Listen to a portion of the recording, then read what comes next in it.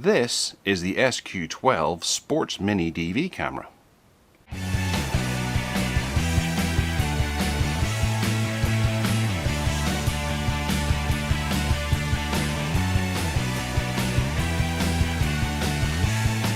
Okay, so this is in from our pals at GearBest. This is the SQ12 Sports Mini DV cam.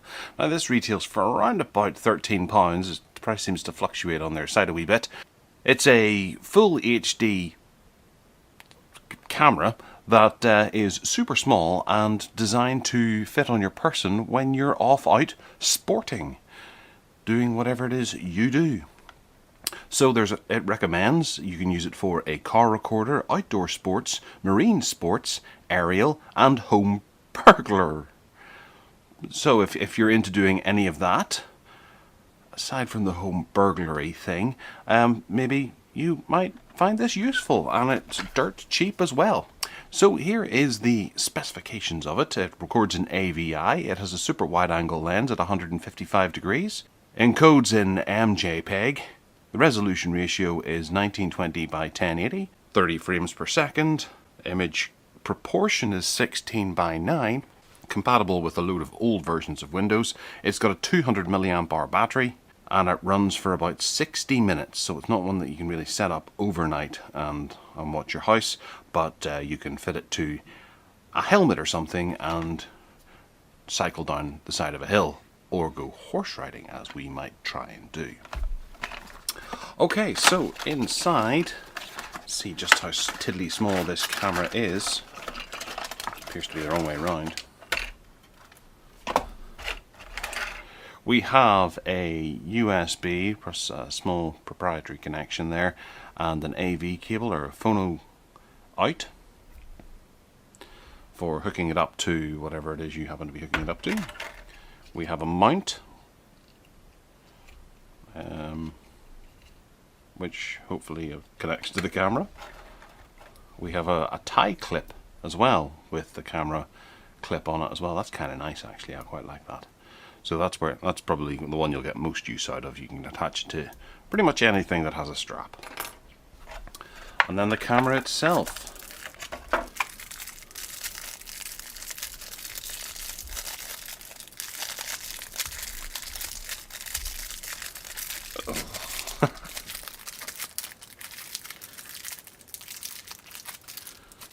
In a very annoying piece of plastic. Okay, so it says Quelima at the bottom. There are two little LEDs there for night vision, I'm guessing. We have two buttons on the top, M and power. And that looks like a little microphone hole, if anything. Then there's like a charm or lanyard connection there for you to attach anything you happen to need to. Nothing on that side. Nothing really at the bottom, aside from that must be where the feet of the clip go in. Yep. The back is bare. And then on this side is all the action. That looks like another microphone hole there. The charge point, and then a micro SD connector there. It does look like it comes apart, but perhaps I'm not going to force it too much. So it's really small. It's kind of cool actually. If we were to compare it to a, well, I don't have a GoPro, but this has the same proportions as a GoPro. It is much smaller. It is quite a bit, well, it's a little bit thinner and has much less buttons on it. Also, it doesn't have a screen, so you can't exactly line it up. And I'm wondering if the instructions bring with them an app or anything. Looks like a chemist receipt, a CSV receipt. Right, okay, so there we have some features. I'll highlight that up there. We got a mini USB port for TF car slot, sliding mount. 8 is the indicator display port. Right. So they're not LEDs for night vision, they're LED. They're light displays, so we can see if it's recording or not. LED display lamp is number 5. Ah, right, okay. So that's a light as well on the top.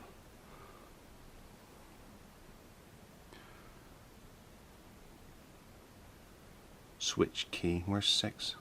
Oh, switch between functions. So it can do camera mode and video mode. And there's 2 different video formats there actually, which it doesn't say in the box. 1280 by 720 and then 1920 by 1080. And then camera mode is 12 megapixel. Motion detection recording 720p and 1080p. High speed transfer USB 2.0 and maximum compatible with 32 gigabyte card. Ah, right, okay, so you can't go and whack in something huge. Okay, well, we're going to go and set this up in a variety of places and see what the footage turns out like. Okay, so full disclosure, the footage that you're looking at now is shot on a completely different camera, a replacement camera in fact, because the original camera, the clip snapped and it flew off somewhere, I don't know where, so I'm having to replace all the footage that I'd shot beforehand with this. Second thing is that I'm not going to be using much audio footage recorded from the camera because that's what ELO sounds like when recorded on one of these. So I got off to a bit of a bad start with this camera, but things aren't all bad. This is a 17-point camera. Look at that footage. Look at that sky. Yes, the sun there is a black hole, which is a little bit scary. I'm expecting spacecrafts to come flying out of it. However, the footage here going through the trees, it copes with the change in light sources very well and doesn't blur out too much. Aside from the center of the sun, everything looks quite presentable. The quality of this video is an awful lot higher than I originally anticipated. Now moving to this particular shot, which is me walking through the woods with my family, you can see the bend and the fisheye.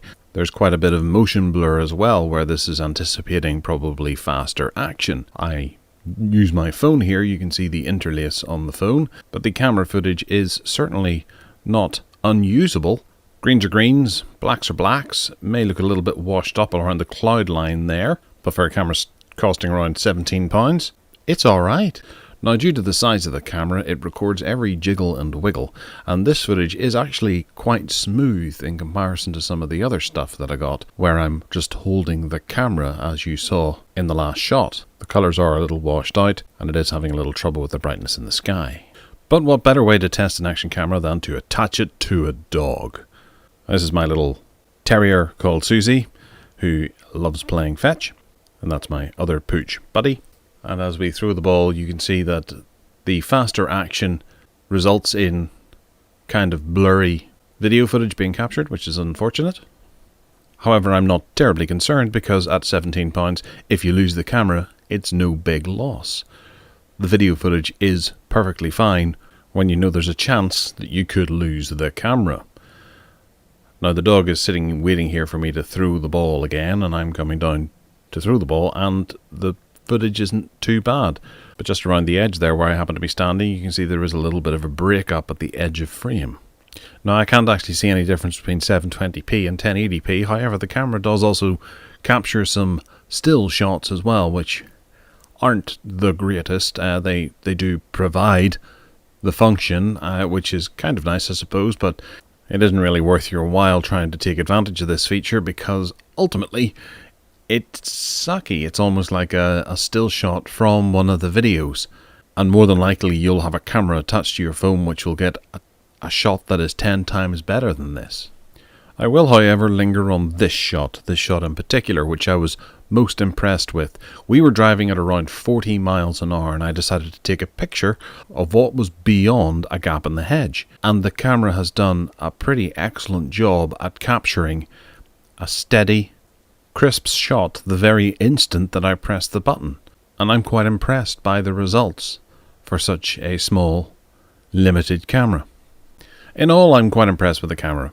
The value for money here is excellent. It's small enough to be attached to your apparel with limited concern. The footage captured is, in my opinion, pretty darn good. And if you lose it, you're not going to be furious. In fact, you'll be more upset at losing the footage that's on it than the actual camera itself. So many thanks to GearBest for sending this across to have a look at. It's a great little piece of kit. So let me know what you think in the comments box down below. Hit that subscribe button and give us a wee thumbs up if you fancy. And other than that, take care.